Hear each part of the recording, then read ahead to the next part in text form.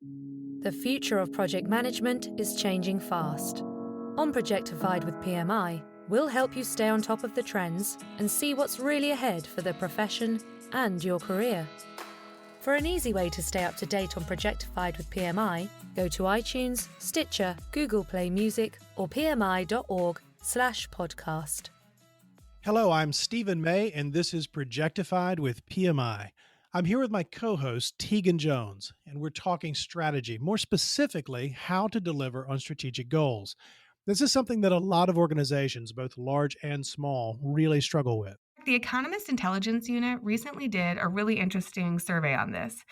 In the study, which was sponsored by the Brightline Initiative, they spoke with 500 senior executives from organizations with annual revenues of $1 billion or more. And what they found was that 90% of the respondents said their companies have failed to reach their strategic goals because they just don't implement well. On average, they fail to reach 20% of their strategic objectives, and that's because really their projects just can't deliver. And that can be really costly, both in terms of money spent, but also the opportunities that are lost. And we have some numbers to show what that looks like because every year, PMI measures the cost of project failure as part of its Pulse of the Profession report. And this year, the report found that 9.9% of every dollar, so this is US dollars, even though it's a global survey, but 9.9% of every dollar spent on projects is wasted due to poor performance. For every $1 billion spent, $99 million are wasted.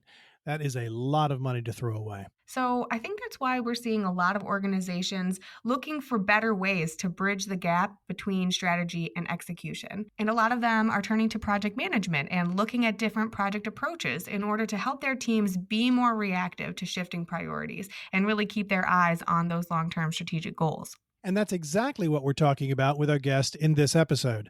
We'll hear from Felipe Daguila, the Chief Digital Officer for Ooredoo Qatar, who'll explain how his project teams keep the company's strategic priorities at the center of everything they do. And Dev Ramcharan, a program director at TD in Toronto, will offer his thoughts on how teams can deliver successful projects even when an organization's strategy changes midstream. This is becoming a more and more frequent phenomenon because we live in such a shifting marketplace, and some of that's very positive. Opportunities that are emerging quickly, new technology that's emerging quickly, but also competitors are changing quickly. So very often strategy is shifting. Right. It's all about trying to keep your project in line with the business case and understanding when that business case changes. And that was something that I was able to talk to many different project leaders about at the PMI EMEA Congress in May. When I was there, I had the chance to speak with Amruta Oak, the Executive Director of Program Management Services for Kaiser Permanente in San Francisco, and Heather van Wyk, who is a Business Program Manager for Engen Petroleum in Cape Town. They both had a lot to say about what it takes to really implement in a way that will drive an organization's strategy forward. This should be interesting. Let's give it a listen. Strategy isn't just for executives and business analysts. It's a compass that keeps everyone in an organization working towards the same goal. But for project and program managers, focusing on strategic priorities can sometimes require shifting project plans. Every day you reassess where you're going, whether you're aligning with strategy, and you change your critical path accordingly. You don't stick to a plan just because it's the plan. If the strategy changes, your plan has to change. That's where the business case comes in, says Heather van Wyk. Clearly documenting how a project's deliverables support strategic goals makes it a lot easier to see if there's a disconnect. And outlining a project's intended benefits at the start also helps keep teams accountable for delivering results. The whole business case was very formalized to realizing the actual benefits. The new structure in the organization is very concerned with getting value out of projects. And so even the KPIs of the division are linked to this particular project's business case and its realization of the benefits. And that's been formalized from the CEO downwards. Amruta Oak and her team at Kaiser Permanente also focus on the business case throughout the project lifecycle.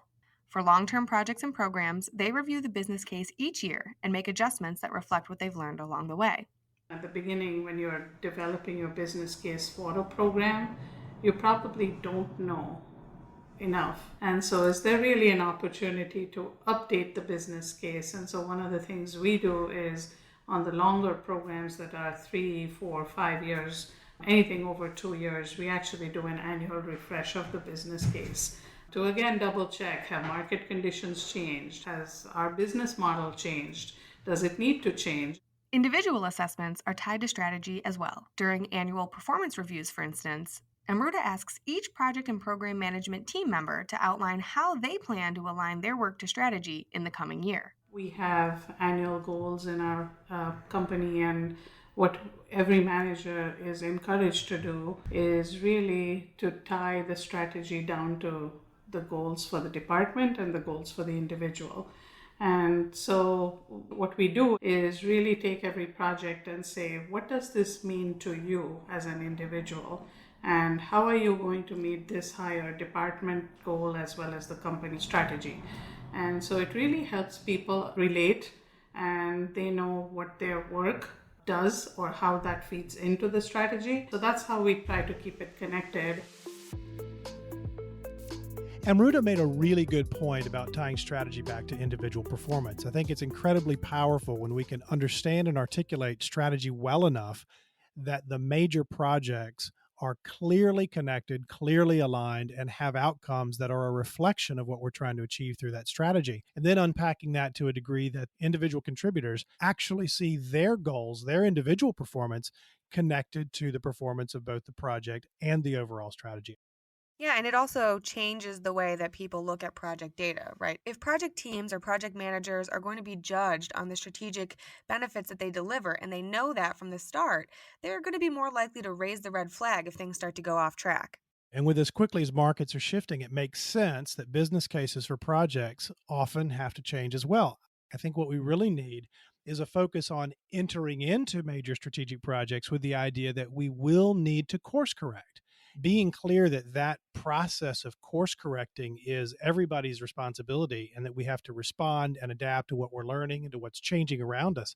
That's exactly right. And that's something that Dev Ramcharan, our next guest, knows a lot about. He's a program director in the financial services industry, and he's spent a large piece of his 25-year career focused on aligning project and programs to organizational strategy. And I'll bet he's learned a thing or two along the way. Let's hear what he's got for us. Hi there, this is Dev Ramcharan, and I am a program director at TD Bank in Canada.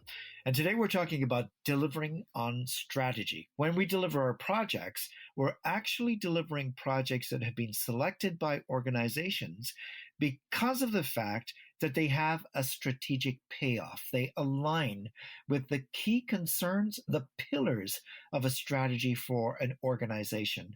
Often as these things are planned, as portfolios are put together, they leverage big data that allows data scientists and planners to isolate key trends, key concerns, operational insights that can then be addressed in the projects that you often have to manage as a project manager. One of the things that you may ask yourself as a project manager is, how can project teams make sure that they're staying on track as strategic priorities shift?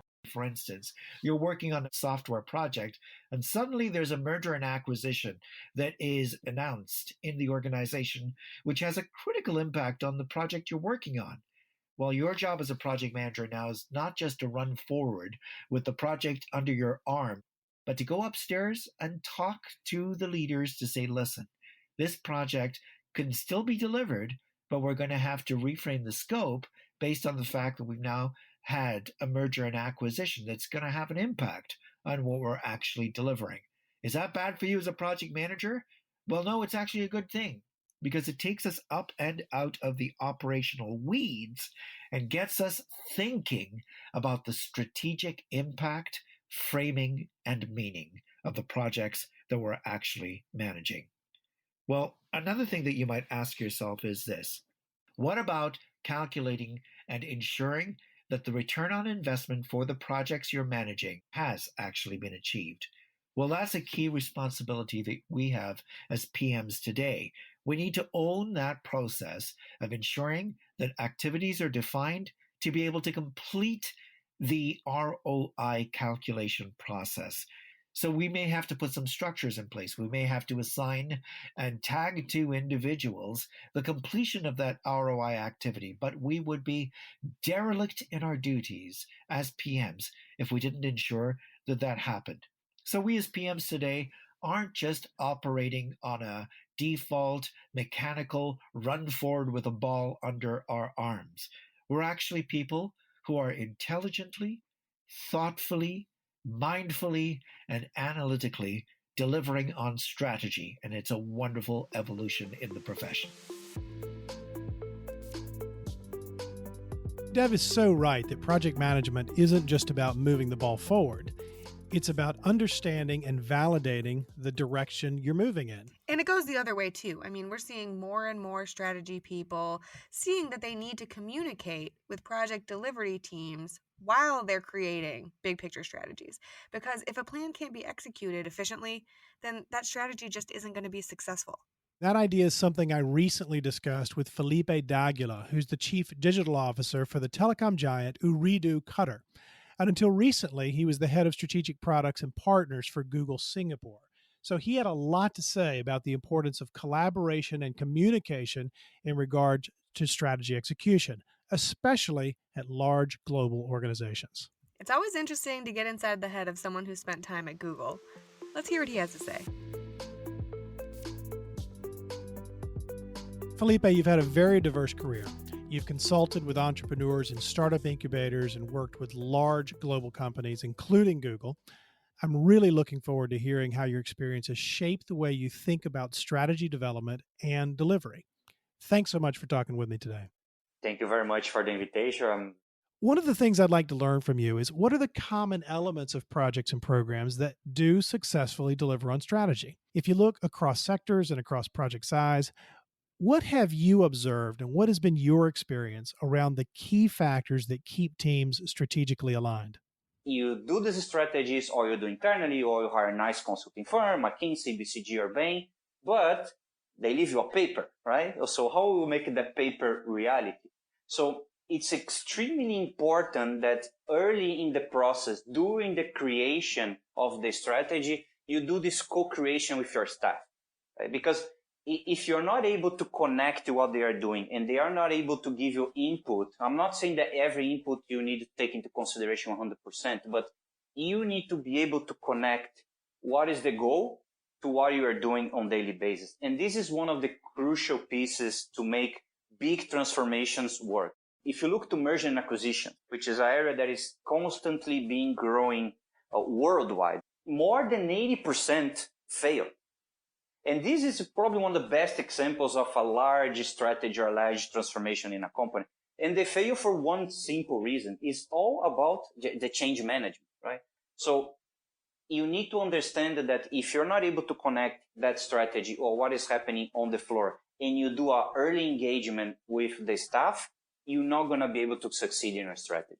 So tell me a little bit more about, how do you view this co-creation? How far down into the organization does this go when we start thinking about the idea of co-creating strategy and co-creating the sort of implications of strategy with people throughout the organization?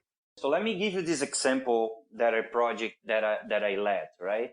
In a very simple way, the context was, so we had two different organizations providing specialist support to different segments of clients, okay?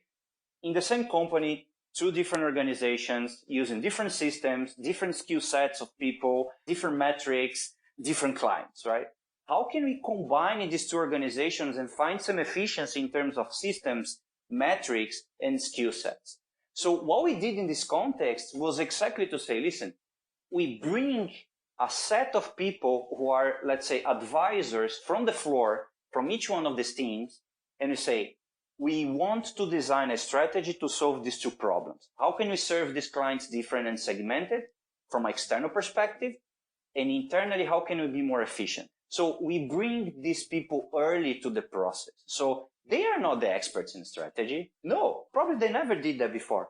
But the input that they bring to us to say, this is what really matters for us. This is why we do this using this platform or this one. This is how I spend my time. This helps us so much to shape the strategy, bringing these advocates early, not only bring us the insights of the execution that we need to tailor on the strategy, but also they become co-responsible. We made them co-responsible to help us to execute that strategy later on. So it was not anymore a strategy of the VP or the C level. It was a strategy built in conjunction, co-created by the team. So those kind of approaches are the approaches that actually are being more successful in my experience. But why do you suppose we're still too little too late when it comes to bringing the right people to the table as part of that co-creation process, as part of that broader strategy process? We try to avoid people that think different from us. That's the reality.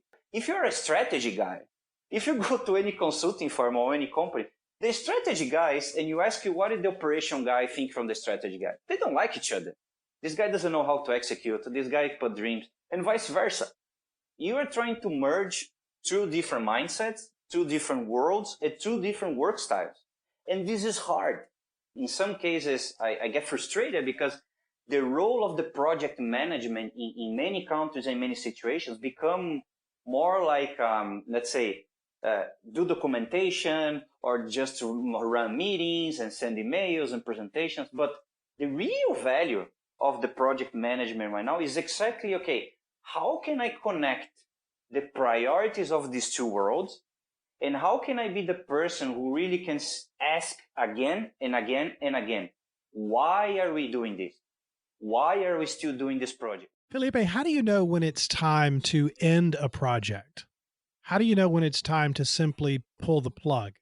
For me, mainly there are three reasons. Okay, so the first reason is if what I'm doing, it's not delivering the outcome expected for my customers or stakeholders. The second one, in my opinion, is when you don't have the right team or the right support or the right assets to deliver the project, I think you need to stop to force that project to have the right priority or the right assets.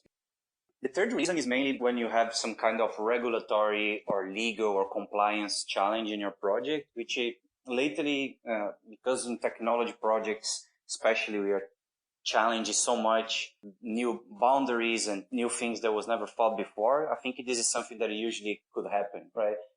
How do you maintain commitment and energy and morale and momentum with teams that are experiencing that kind of disruption? I think what usually happens, we try to make general decisions and we don't try to understand or share with the team the reasons behind it. I think if you bring them on board to understand, don't worry, whatever you did up to this moment, you're going to be recognized, you're going to be rewarded for your effort and your results of the project. And on the side, really bring them on and say, why do you think we stopped it? Let's review those reasons.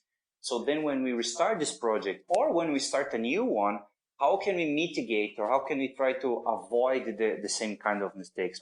I think that's fantastic. The idea that we can separate the direction of the project and even the fate of the project from the performance of the team members. I think that's a brilliant point. So, Felipe, you have been incredibly generous with your time. I want to ask you one more thing before we let you go. So, if you had to condense it down to one practice, one mindset, one technique, one approach, what's the one thing that you would advise project managers or program managers that are leading initiatives that are truly intended to deliver on strategy? What's the one thing that they need to be focused on more than anything else? Probably the key thing for me, it's literally always assume that you don't know what you are doing. So why I'm saying this? If you always have the feeling to be a little bit uncomfortable of what we're doing, even if you did the project 10 times in 10 different regions, in 10 different clients, and you think you have the experience, always feel uncomfortable. Because when you feel uncomfortable and you have a little bit of the piece of fear, I think you're going to be curious and you're going to be challenging the questions, challenge what you're doing and your deliverables and your milestones. This sense of being uncomfortable when you have experience is crucial to guarantee that you always reviewing and analyzing again and again if you're delivering against your strategy. And with that, Felipe Daguila gets the last word. Felipe, you have been a wonderful guest. I know I've learned some things, and it's been a pleasure talking with you. Thank you for being here. Thank you for listening to Projectified with PMI. If you liked this episode, you can subscribe on Apple Podcasts or Google Play Music. We'd love your feedback, so please leave a rating or review.